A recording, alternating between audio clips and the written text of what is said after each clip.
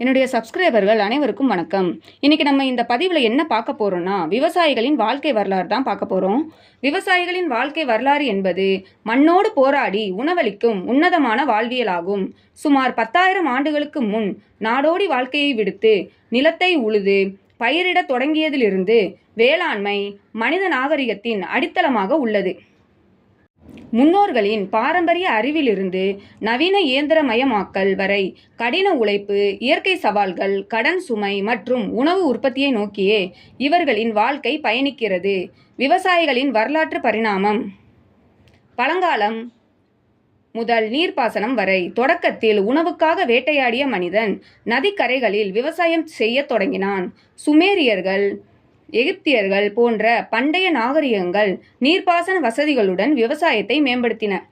பாரம்பரிய விவசாயம்.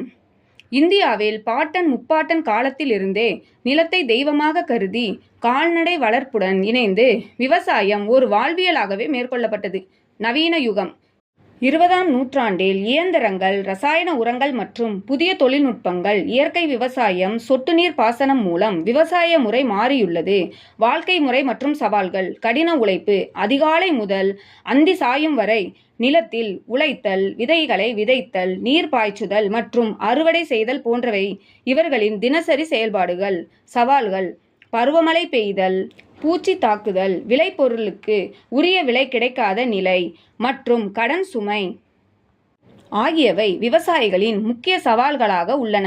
பொருளாதாரம். இந்தியாவின் பல பகுதிகளில் சிறிய நிலப்பரப்புகளை கொண்ட விவசாயிகள் குறைந்த வருமானத்துடன் போராடி தங்களின் வாழ்க்கையை தக்க வைத்துக் கொள்கின்றன. மாற்றம் மற்றும் எதிர்காலம்.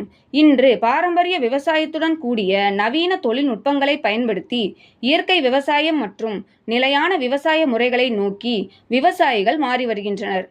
இது எதிர்கால சந்ததியினருக்கு உணவளிப்பதற்கான அவசியமான மாற்றமாக பார்க்கப்படுகிறது.